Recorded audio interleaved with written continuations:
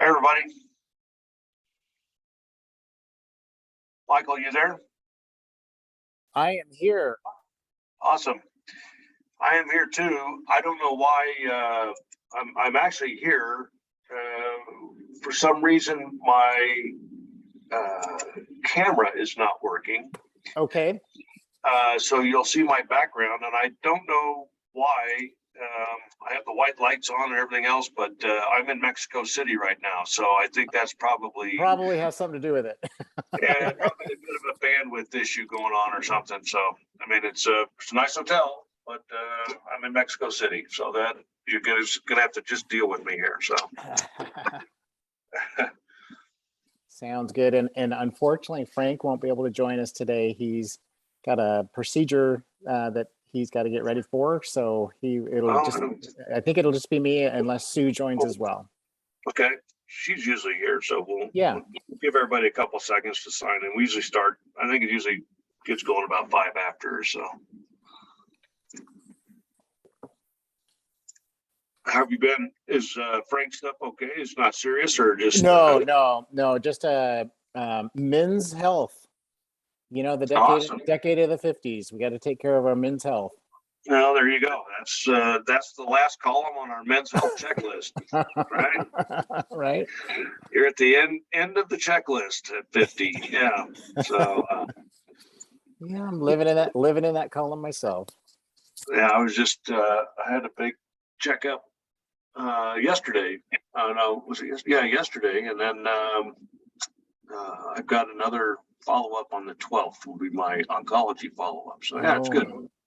Good reports, I'm sure. Yeah, so far so good. I mean, we'll see. We'll get all the blood work and stuff done today. So let's see, people are signing in, I think. Let's see. David Saul's awesome.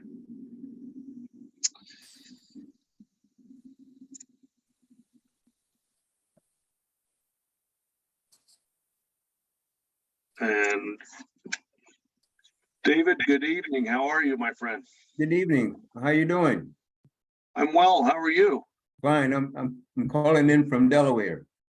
Well, you're colder than I am. I'm in Mexico City tonight. Hello, Joe. How are we doing? Good.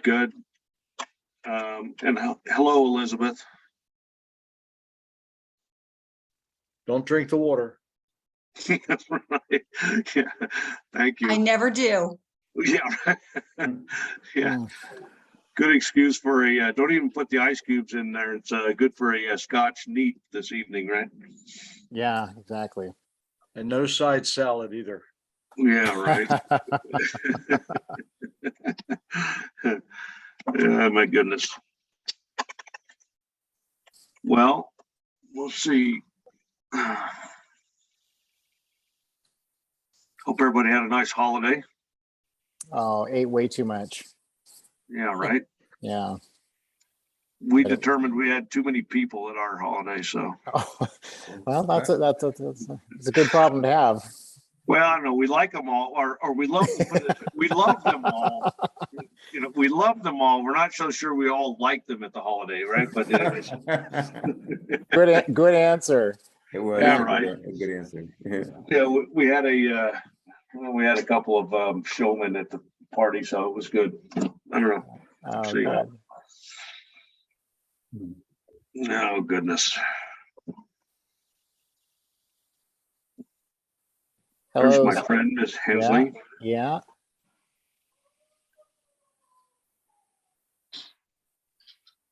And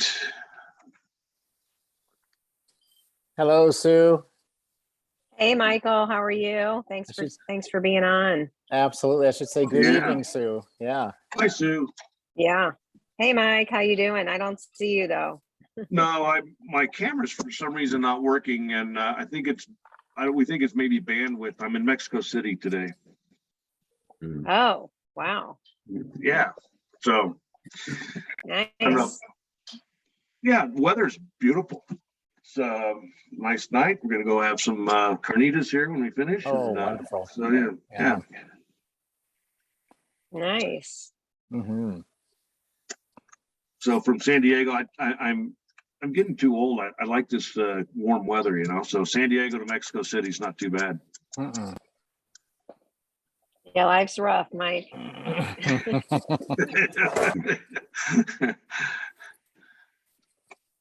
I'm glad you're doing it though. Well, yeah. We're gonna have some more functions in San Diego, That sounds good. right? I love San Diego. It's such a great city in California. Yeah, it's nice. You got you got all kinds of positives about San Diego, the coast, the weather, just the beauty of the whole area. Yeah, it's nice. A few fruits and nuts to put up with, but Yeah. I think the tax, yeah, it's, yeah, it's definitely on the left coast, that's for sure. So yeah. extreme left coast, but anyway, we'll keep that out of this conversation. I think, Michael, if you want to, Sure. I can give a quick update That'd be on. great. Let me give everybody a quick overview on where we're at on a couple of things. One, obviously, year end. Thanks for everyone's attendance at the event in Washington D.C. It was, I think, well attended. We had maybe the right people there, and probably not as many people, but I think that was due to the last minute change of venues, which we won't do again. But we got some good word out. I think everybody saw some of our neat videos that are out and available now. Most of those are on the websites, or we're doing some social media things. Sarah Blackstone is here from Skyline Media. We have coming up for us, we've got a big strategic planning session on the 5th, 6th, and 7th in Oklahoma City. So Tony and Chris and a few other people will be there. Bruce Fry will be there, and we're going to we're really tightening up next year's offerings and what our plans are, what's going on for the year, what events that we'll be attending. We've got some speaking opportunities that we're getting ready for. We're really supporting and hope that all of you will support the Kimbrough event in January for the Society of Government Service Urologists. So we'll be there, and we're asking, we're hopefully on the docket. We've sent in the abstracts to talk about community care network is one of the topics. And then also our Life on ADT program that we're going to start kicking off pretty soon. So that's one that we have been working on and Joe, we need to have a follow-up with you. We had a meeting in Chicago with about this Life on ADT, and they want to integrate it into the support groups. So it will probably become, you'll see it listed on, we're going to talk about it in detail in February in the 50 Vets call, but looks like we have 4 or more. I think we're going to try to keep it to 4 sites in the VA that will allow us to do pilot programs. And it's West LA, Houston, Orlando, and Tony is going to make a request to South Carolina just because that's where we're at. But the guys in DC and Baltimore have said that we can do it there if we want to. The issue is that we need to stick with 4 because that's what we have funding for right now, is to cover 4, to train 4 people that I should guess it would be, 4 instructors, and then, have 4 sites staffed and 4 sites, with enough of the material to go out and books to go to all of the patients and all that kind of stuff. So anyway, so we're going to try to keep it to 4, at least for the first couple of quarters, maybe the first half of the year, 6 months, and then we'll try to expand out from there. So as far as a congressional update, everybody knows the long story about HR 4880, the Veterans Prostate Cancer Treatment and Research Act. It is still on the floor, has not been voted on. There was word, and we're supposed to know next week, not this week, but next week, if it's going to get included or pushed into a veterans omnibus at the end of the year. There's a potential that it could get pushed in there. We just don't know yet. We're working with Congressman Dunn's office, and also Senator Moran, and also who else? Senator Tester as well are pushing to help get it put into the House omnibus VA bill. So we'll see.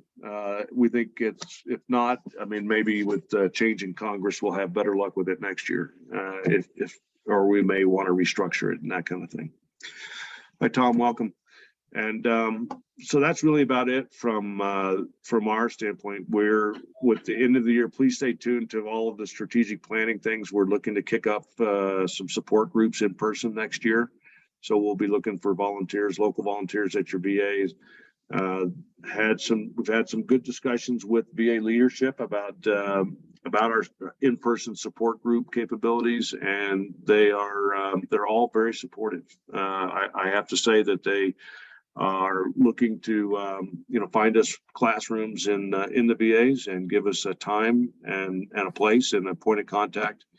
One of the structure of the support groups we're really going to try to follow AMCAN's structure that they've been using for their prostate cancer support groups, maybe with a little bit of a twist to talk about or have people there to communicate about the community care network and how to navigate through the VA system itself.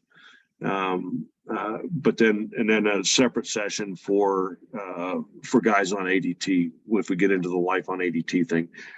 We want to keep this as broad and prostate cancer broad as based as possible, because we're, even the doctors are saying it would be great to have people there that have gone through it and can answer just general questions to both patients and caregivers. So just, and we really will follow the ANCAN model, and I think it's been approved, it's been successful, and I talked to Rick Davis about it more, and so yeah, we're going to integrate that whole system. Well, that's great. And yeah, so Tom just mentioned that he just came and he had joined the Million Vets program, and that's everybody taking some blood and DNA from you if you're a vet and you're in the program. So we highly recommend that you do that. They're not doing genetic testing out of that, and Tom, you should be. All of us that have had prostate cancer are eligible for a genetic screen through the VA at no cost if you've had prostate cancer. So if you need help with that, I'll have Dr. Reddick, it's his program, who's the head of our medical advisory committee. I'll have him put together a one-pager on what you need to say to your urologist or your oncologist to get you that genetic counseling or genetic screening, and then we'll get it out to everybody. I think it'd be something great for the website, and we'll do some social media about it in the next couple of weeks. So I know Sarah's taking notes for us, and we'll get that done. Well, that said, I think we'll turn it over to Michael. If you want to, I'm happy to give you a quick little introduction. Sure. I can find out who you are here. So we're going to go with the Pfizer presentation first, and we were going to have Frank, but Frank's out. He has to. Frank Asper is the National Account Director for Pfizer for the VA and the DoD. He works very close with Michael Estes, who is here with us tonight. 23 years with Pfizer, so kind of a new guy on the block. Currently in the payer and channel access group as the oncology national account director, working with the VA and also DoD TRICARE, 17 Medicare, MAC contractors, and Medicaid pharmacy benefit administrators. You need more people in your division. A little stretched. Right. And yeah, so an Air Force vet, load master on 141s, had the pleasure of riding on a few of those in my lifetime. So thanks for your service. And so, yeah, Michael, turn it over to you, and the floor is yours. Thank you. Thank you for the invite and the opportunity to participate today. And I'd be remiss. I know, Sue, you have been participating in these meetings and been a part of this.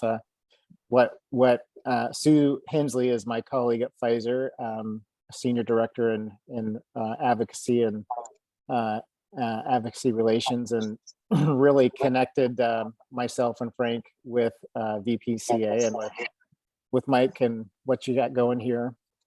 And what we have really, I'm just gonna pull this up as I'm talking about it. So I'm gonna attempt to share my screen. Okay. Oh, wrong one. Try this way. Okay. And so I'll talk a little bit about this. Think of this as like a pocket reminder card, what you're seeing here, if everybody can see my screen okay. And Sue, you please feel free to jump in if I miss anything or if there's need for certainly commentary. But last year or earlier this year, I should say, we had the opportunity to, through Sue and her relationship with BPCA, to meet up with Mike and talk a little bit about some of the growing needs in the VA Community Care Network. I don't know if there's anybody on the call from the VA, or certainly I'm sure most of the folks here have had some experience with the VA, but there's been certainly a large number of veterans that have been seen and are continuing to be seen in the VA Community Care Network. And if I have a little feedback on my end, please let me know. Am I coming across audibly okay? Yeah, okay. You're good. Yeah. Awesome. And so you know that clearly the VA Community Care Network has expanded over these last few years, especially with COVID and what we've all gone through over these last few years. A lot more veterans have been seen and are being seen in that network that the VA has endeavored upon. And one, as industry, if you will, as Pfizer, we participate with various organizations and have the opportunity, not only in our work with the VA as an individual company, but just in general with other companies, to be exposed to some updates and some of the growing pains, if you will, of networks like this. And one of the areas that was brought up in one of these meetings earlier this year was just the concern with timeliness to medication access for veterans that were being seen in the community, and maybe and likely that timeliness and maybe even a little bit more in the area of rejections to those medications, really due to the lack of maybe documentation when submitting a request for those medications to be filled. So the idea was, how can we help, support that? How can we work with VPCA, with the endeavors of VPCA? How can we work together to maybe try to fill a gap of information, or just really not even a gap of information? Sometimes it's just as simple as a reminder. So what I'm showing here is really the outcome of those conversations. And this piece right here is geared towards a veteran that would be able to carry this into the engagement in that VA Community Care Network with them. It's pocket card size. It's a front and back. And the whole intent here is really to just be a quick overview of how to get prescription medications as a veteran being seen in the community, so a non-VA setting. And we also had the privilege of, at Pfizer, we have the privilege, I should say, of having a colleague who just joined Pfizer in January of this year.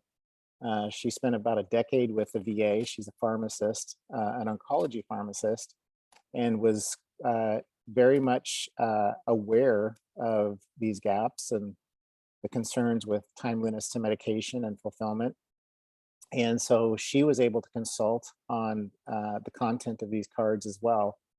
And so it really gave us an opportunity to hopefully put together something here that's going to be meaningful and helpful to veterans receiving care in the community. And to really put the icing on the cake,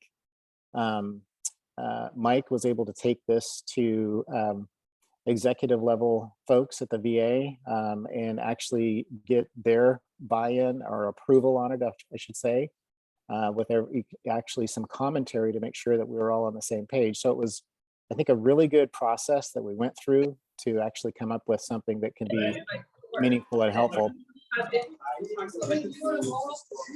Oh, there we go. So, so the output is a card like this for a veteran. And then we have also a card like this, a pocket card that would be, the audience would be the provider, the provider in the community care network. They're pretty much the same in content, maybe a few differences, but you can pretty much see here that in the prescription medication for the veteran card here, that, you know, it's just really to make sure that you've received a referral from your VA to be seen in the in-network community provider that is contracted with the VA. And then for prescription medications, the prescription should be sent to and filled by the nearest VA pharmacy.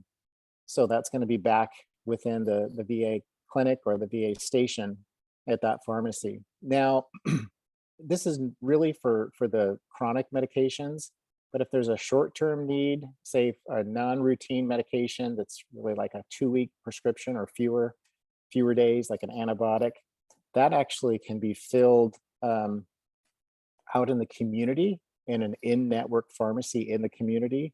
But for those medications that require maybe a longer use and certainly require refills, they need to actually be dispensed by the VA of record for the veteran. And veterans can actually, this is the nice thing about this card, is it gives you a place where you can go to find out who's in network in the VA pharmacy if you have a short-term 14-day or less prescription. But as far as how can prescriptions be filled, and this, the intent of this content here in the second portion of it is really to make it a little easier to make sure that it's done the way the VA would require it to be done, so that we can hopefully improve the timeliness, time to fill for those medications with the appropriate documentation. So that community care provider, they have the ability to submit their the veteran's prescription by e-prescribing, which is preferred, or by fax, or by a written prescription for the veteran to take to the VA pharmacy. The community care provider will then need to, they'll as far as what's entailed to make sure that's documented, they'll need to check with the VA National Formulary. And again, we provide a website here. Now granted, most of these providers are going to, all of them would know this and should know this, but this is just a good reminder, you know, go to the National Formulary of the VA, confirm the formulary status and any criteria, which that just simply means anything that the VA pharmacy would like to see documented for that prescription to be approved to be filled. So any criteria that may be listed with that medication. And just a note here that, you know, regardless of formulary position, all drugs are available at the VA, but like anywhere in any other area of care, you know, additional documentation may be required. So if there is a medication that has any criteria that is required, then that community care provider would need to include the documentation that you have met the medications criteria with your prescription. And then of course, that's back to that first bullet, it's either e-prescribed or faxed to the VA pharmacy for you to go pick that up. So this is just, you know, very top line, very simple, but we think are very pointed reminders to maybe help assist in improving access to, you know, maybe reduce the number of rejections that, and those rejections, of course, are only occurring because maybe there's not sufficient documentation. So it just makes sure that, you know, all the pieces are in place so the veteran can get access to the needed medications without a lot of, you know, delays and need to go back and get the needed documentation. So I think this really serves a nice purpose in that regard. On the back side of the card, if the veterans have any questions, the VA has done a really great job of offering access to phone numbers for both veterans as well as providers. And you can simply put your phone over this little icon here in the corner, and it'll take you right to that site. but this is the back side of the card. So at least if there's questions or any concerns, there's a pathway of access to more information. So any questions on this or comments, or Sue or Mike, anything you'd like to bring up on this? Yeah, real quick. I mean, the reason that this started was, or that we did this, is the guys were being told that they couldn't get access to certain ARIs, like when they're on ADT, and they were looking at other medications like Xtandi, for example, that the guys in the community, if they were in community care, there was a challenge to the physicians to be able to prescribe this medication. They don't know, and I still today, there's a challenge. They don't quite know how to do it.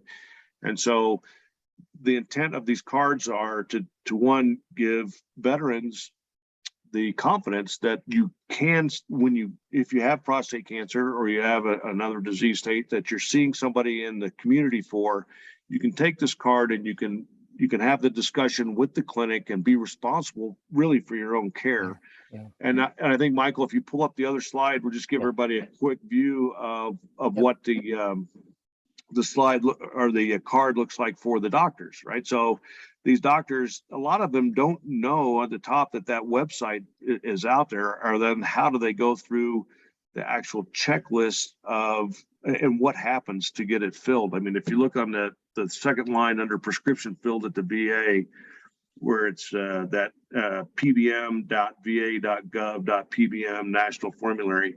Yeah. A lot of the commercial doctors or the civilians don't understand or don't know that that's there, but that's how that takes them right through the instructions. And this is really helping Dr. Flynn, who runs this program for the VA, Julie Flynn, is actually very happy that we're doing this. She was very supportive, and her office at headquarters actually had the input, as Michael mentioned, to correct some of the language to get it to VA standards and what they really wanted to say. But they're very happy that we're passing this out to physicians in the community and making it available. And also there's an electronic version as well that we can send it out to. So as we go around town, or as you go to your appointments, or you talk to people in support groups, please know that this will be available. It's downloadable on our website. Yep. And back to you, Michael, but that's really where it came from, is that there's really the questions is doctors didn't know how to get the right meds to the guys that they were treating for prostate cancer. Yeah, absolutely. And I would just say, what I like about this card, especially for the veteran, is it just gives us as veterans the opportunity to have a great way to say it, Mike, to take a little more ownership for our own healthcare, but also gives us a little bit of insight as to what's required from the VA. And maybe review with our care provider, our healthcare provider, what's needed. Assuming we always want to assume the best intent that they know, but maybe there's something that they're missing in terms of what's required from the VA perspective. And this card is intended to provide them with that reminder. And specifically to this provider version that we're on right now, we have language in here that the provider is going to be very familiar with. So when I go to the physician, if I'm a non-VA patient, I'm a Medicare patient, I go see my doctor in the community, they know if I have United Healthcare as my coverage, that before they write a prescription for me that might necessitate an oncology agent or something related to a more chronic medication, they're probably going to have to fill out a prior authorization. We call it prior authorization, or PA criteria. And the VA has the same kind of process for documentation, but they just use different language. They call it criteria for use, CFU. So this really, I think, does a nice job of giving both the veteran and the provider just a good refresher, but also if there's lack of knowledge or lack of really confidence as to what steps need to be taken, this provides it. And I just say on this provider card, maybe I just look at the second page of it. It looks a little different from the back of the veteran patient version, but what it has is okay, let's look at an example. So what would need to be done? So this lays out what the provider should do. And this was vetted, like Mike said, by the VA. It was vetted by our colleague here, who's here now at Pfizer on the medical team, who had a decade of experience as an oncology pharmacist. So we're very confident that this card is going to really help support both the providers, but most importantly, the veterans in access to their care. So I appreciate the opportunity. Sue, is there anything you'd like to contribute or anything you'd like to comment on? No, I think you covered it, Michael, and would just, love any feedback from the group on the phone. If they're, familiar with this process, do they feel like this would be helpful? And if are there other channels? Mike's, I think, cast the net pretty wide as far as, organizations that could distribute it better in organizations, but certainly open to any other thoughts from the folks on the phone on that. If anybody has any input. But thanks for having us. Yeah, absolutely. Sue, the one thing I'll mention just in closing is that we are working with the VA to try to get the card distributed to TriWest and also Optum Serve, so that they could hand it out to basically all of the providers that they would contract with and that kind of stuff. And so, we'll see what happens. I think that that's really going to be a key if we can get it to them and get them to distribute it. Yeah, absolutely. Well, thank you for the opportunity to be here and join you tonight. Really appreciate it. Yeah, thank you, Michael. Absolutely. Thank you. There's a question in the chat box.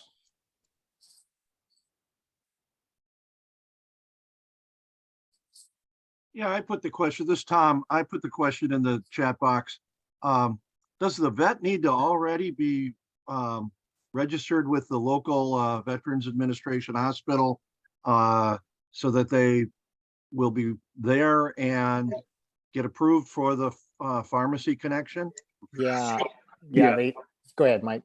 Yeah, they do. I mean, they've got to be, everybody has to be with the VA, and this is really for the community care outsourcing program, right? So you got to be having your treatment, and if you're, which we're seeing a lot of guys being outsourced because of the backup in urology right now, they are being outsourced, and then the community care physicians aren't sure how to get them the right prescriptions, right? And that's the problem is, so there's delays and questions asked and all sorts of, nonsense going on. So this is what generated this interest is, let's make this simple. As Sue told me, hey, we got guys that know how to do this at Pfizer. So Michael and Frank came on board, and I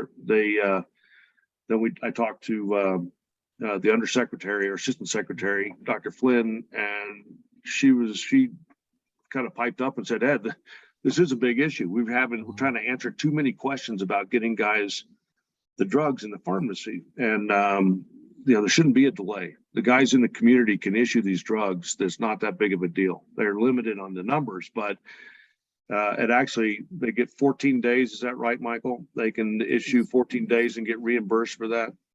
And then by that time, the alert should be into the VA pharmacy, and then you can go start getting your medications from the pharmacy. So, and I did ask, I asked Dr. Flynn about that. I said, what if the situation, what if you get 14 days and you get to the 13th day and you haven't been able to sort out that the VA can get you the right medications? She said that she told me that right now the community care can then request another 14 days. She said, but if we haven't figured it out in 14 days, then she said there's some heads will probably roll. But anyway, that was her answer anyway. Well, I had my first primary care visit at the Minneapolis VA today, and felt very well attended to, and I will be getting my prescriptions through the VA pharmacy soon. That's great. Yeah, no, I'm glad that you signed up, Tom. It's I think you'll be it takes all of us to get involved and really to push on it a little bit, right? But the system is taking a strain, and I think they are making some big changes, and they're listening to people. So don't be afraid to make comments and to get engaged with your local, local administrators and also those senior doctors that you're seeing as well. Now, did you transfer your prostate cancer care in there? Well, I'm under consideration. Right now, I have a pamphlet about co-managed care. For 16, 17 years, I've gotten some great care in the community. My wife had a wonderful, wonderful healthcare plan with her employer. And so until she retired and I had to go seeking other, Medicare, and the cost of Xtante, the street value of Xtante is outrageous and overwhelming. And that's what really got me interested in getting out to the VA and finding out what kind of support I could have around that. And I'm just, the beginning baby steps out there, but I like what I saw today, and it was a good day. Good. That's great. Well, you're here, and you let us know, keep us apprised of the path. It's always good to see new guys, jumping in, and we're here to help. I mean, if you need, if they're not doing what you need, or you think there's something squirrely, let us know, and we've got people that can they can pitch in. Okay. I have you in my telephone, Mike. I don't need to tell. Good. Any other questions about community care or any of the other issues that are out there with revolving around this prescription issues?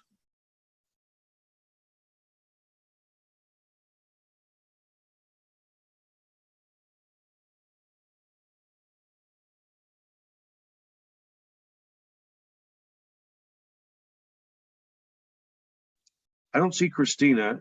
And Chris, do you know, or Sarah, did you talk with Christina?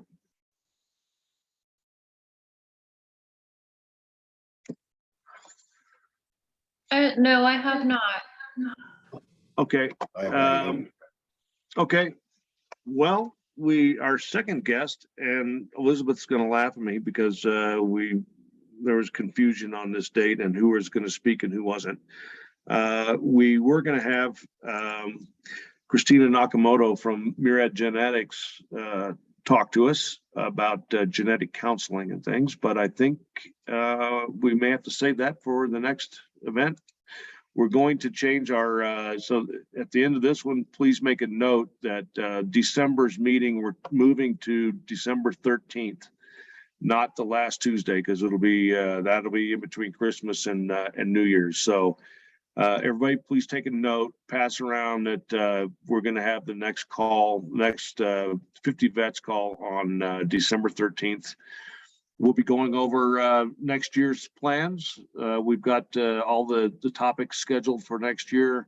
We're lining up some good speakers, much like Michael was this evening. And so please take a look at the topics and pass them around to your physicians. We usually have a couple of those guys on. I'm not seeing them tonight. I don't know where Jeff is and the other guys, but we will have some more at the end of the year.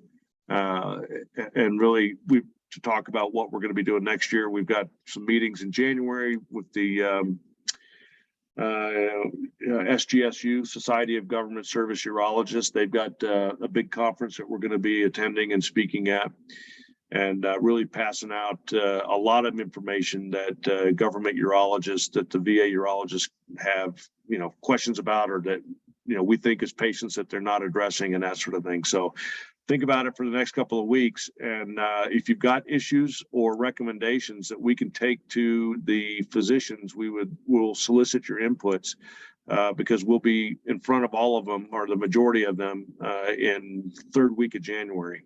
So let us know what you come up with. We'll put that note out to get some comments. So anything else? Any other questions anybody has?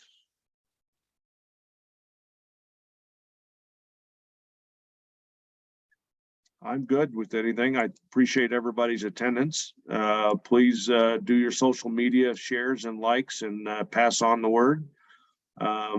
Joe, we need to have a call. I need to get scheduled with you to have a call about the support group stuff. If you're around late this week or early next week. Should be. Okay. I'll, Just give me a yell and we'll find the time slot. okay. Hey, Mike, I'll- this is David from Delaware. How you doing? Good, David. Yes, my questions, I haven't received the package of materials. Am I supposed to get something like that or what? Or should I just? You go are. through- Yeah, Tony was putting those together. Tony Minter, he couldn't join us this evening. He had a death in the family that he's having to attend to, so he had to excuse himself. Mhm. But I will, I think he had them ready. I will get it to you. I'll make sure, I've got a note here. We'll make sure we get it, get a package and shirts and everything else out to you as well. Very good. And Tom, I'll do the same with you. You're recruited to cover the Great North, and we'll send you a whole package of stuff as well. All right? Another question, why I have your attention? Yes, sir. Some of this information you're going through now, are we able to talk about it now or just wait till the material come out? You can talk about it any day you want to. Very good. Absolutely. All right, thank you. Yeah, and if you've got an event coming up, like I know Tony he's talking to the mental health department or mental health groups at the VA this weekend. So we're getting him some information as well. So if you need anything in emergency, we'll either, wire it to you or we'll get it to you in an email and you can print it off locally and we'll reimburse you, or we'll just send you a package of stuff. All right, thank you Okay. very much. Thank you. Thank you, David. All right. Anybody else? I think it kind of sums it up for tonight. I appreciate everybody's attention and participation, and look forward to seeing you in a couple of weeks on the 13th of December. All right, Stay Okay. safe, Thanks, everybody. Mike. Bye. all right. Thanks. Bye, Thanks, Bing. everybody. All right. Good night, everyone.